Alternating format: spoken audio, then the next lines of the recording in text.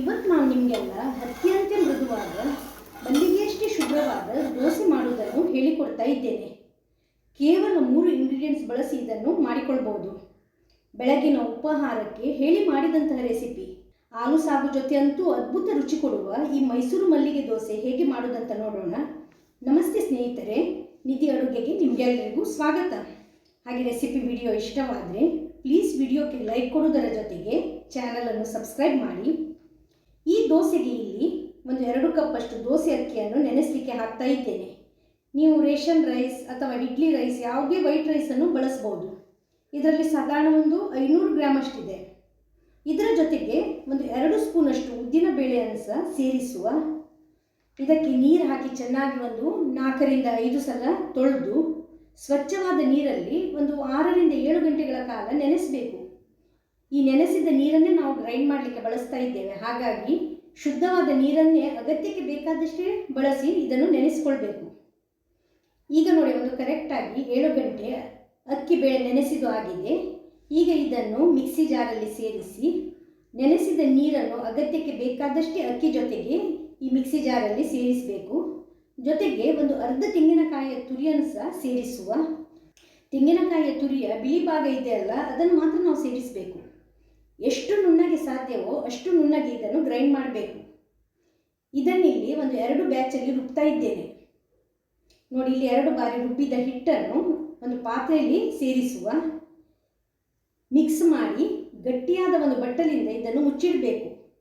ಇದನ್ನು ಓವರ್ನೈಟ್ ನಾವು ಹುದುಗಲು ಇಡಬೇಕು. ನೆಕ್ಸ್ಟ್ ಡೇ ನೋಡಿ, ಹಿಟ್ಟು ಚೆನ್ನಾಗಿ ಹುದುಗಿದೆ, ಸ್ವಲ್ಪ ಗಟ್ಟಿಯಾಗಿದೆ. ಹಾಗಾಗಿ ನೀರು ಸೇರಿಸಿ ಇದರ ಕನ್ಸಿಸ್ಟೆನ್ಸಿಯನ್ನು ಅಡ್ಜಸ್ಟ್ ಮಾಡುವ.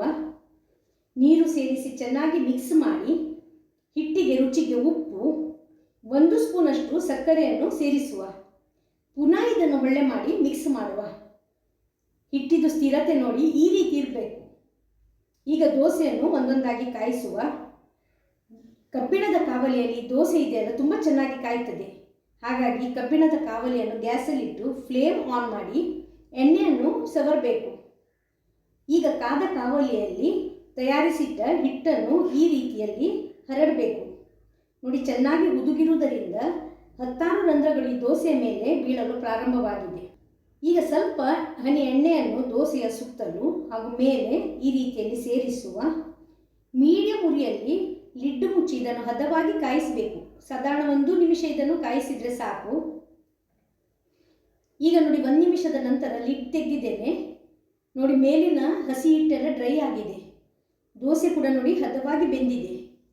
ಸುಲಭವಾಗಿ ಇದನ್ನು ನಾವು ತವಾದಿಂದ ಸಪ್ರೇಟ್ ಮಾಡುವ. ದೋಸೆಯ ಟೆಕ್ಸ್ಚರ್ ಹಾಗೂ ಕಲರ್ ನೋಡಿದ್ರೇ ನಿಮಗೆ ತಿಳಿಯುತ್ತದೆ ಎಷ್ಟು ಸಾಫ್ಟಾಗಿ ಬಂದಿದೆ ಅಂತ. ಅಷ್ಟೇ ಬಿಳುಪಾಗಿ, ಮಲ್ಲಿಗೆಯಷ್ಟೇ ಶುಭ್ರವಾಗಿ ಸ್ವಚ್ಛವಾಗಿ ಬಂದಿದೆ. ಇದೇ ರೀತಿ ಮತ್ತೊಂದು ದೋಸೆಯನ್ನು ಕಾಯಿಸಿ ನಿಮಗೆ ತೋರಿಸ್ತಾ ಇದ್ದೇನೆ. ಈ ದೋಸೆಗೆ ಇದೆಯಲ್ಲ, ಮೆಂತೆ ಆಗಲಿ, ಅವಲಕ್ಕಿ, ಈನೋ, ಮಜ್ಜಿಗೆ ಅಥವಾ ಅಡುಗೆ ಸೋಡಾ ಏನನ್ನೂ ಹಾಕಿಲ್ಲ. ಹಾಕಿದ ಸಾಮಗ್ರಿಗಳ ಪ್ರಮಾಣ, ಗ್ರೈಂಡ್ ಮಾಡಿದ ರೀತಿ, ಹುದುಗಿದ ರೀತಿ ಹಾಗೂ ಹಿಟ್ಟಿದು ಸ್ಥಿರತೆ ಇದೆಯಲ್ಲ, ದೋಸೆದು ರುಚಿ ಹಾಗೂ ಮೃದುತ್ವವನ್ನು ನಿರ್ಧರಿಸುತ್ತದೆ. ಹಾಗಾಗಿ ವಿಡಿಯೋ ಸ್ಕಿಪ್ ಮಾಡದೆ ಪೂರ್ತಿಯಾಗಿ ನೋಡಿ, ನೀವು ಇದೇ ರೀತಿಯ ದೋಸೆಯನ್ನು ತಯಾರಿಸಬಹುದು. ಕಾದ ಬಿಸಿ ಬಿಸಿ ಹಬೆಯಾಡುವ ದೋಸೆಯನ್ನು ಇಲ್ಲಿ ಬಾಂಬೆ ಸಾಗು ಜೊತೆಗೆ ಸರ್ವ್ ಮಾಡ್ತಾ ಇದ್ದೇನೆ. ಈ ಆಲೂ ಸಾಗು ಇದೆಯಲ್ಲ, ಮೈಸೂರು ಮಲ್ಲಿಗೆ ದೋಸೆಗೆ ಒಂದು ಒಳ್ಳೆ ಕಾಂಬಿನೇಷನ್ ಅಂತಾನೆ ಹೇಳ್ಬೋದು. ಇದರ ವಿಡಿಯೋ ಇದೆಯಲ್ಲ, ನೆಕ್ಸ್ಟ್ ಅಪ್ಲೋಡ್ ಮಾಡ್ತಾ ಇದ್ದೇನೆ. ಹಾಗಾಗಿ ಮಿಸ್ ಮಾಡದೆ ನೋಡಿ. ನೀವು ಇದೇ ರೀತಿ ದೋಸೆಯನ್ನು ಮಾಡಿ ಮನೆ ಮಂದಿ ಜೊತೆಗೆ ಸವಿಯಿರಿ. ಹೇಗಾಗಿದೆ ಅಂತ ನಿಮ್ಮ ಫೀಡ್ಬ್ಯಾಕನ್ನು ಕಮೆಂಟ್ ಸೆಕ್ಷನಲ್ಲಿ ತಿಳಿಸಿ. ಇವತ್ತಿನ ಈ ಅಲ್ಟ್ರಾ ಸಾಫ್ಟ್ ಮಲ್ಲಿಗೆ ದೋಸೆ ರೆಸಿಪಿ ಸ್ವಲ್ಪವಾದರೂ ಇಷ್ಟವಾಗಿದ್ದಲ್ಲಿ ವಿಡಿಯೋಕ್ಕೆ ಲೈಕ್ ಕೊಡುವುದರ ಜೊತೆಗೆ ಚಾನಲನ್ನು ಸಬ್ಸ್ಕ್ರೈಬ್ ಮಾಡಿ ಹಾಗೂ ಶೇರ್ ಮಾಡೋದನ್ನು ಮರಿಬೇಡಿ. ನೆಕ್ಸ್ಟ್ ವಿಡಿಯೋದಲ್ಲಿ ಬಾಂಬೆ ಸಾಗು ರೆಸಿಪಿಯನ್ನು ಅಪ್ಲೋಡ್ ಮಾಡ್ತಾ ಇದ್ದೇನೆ. ಸ್ಕಿಪ್ ಮಾಡದೆ ನೋಡಿ. ಧನ್ಯವಾದಗಳು.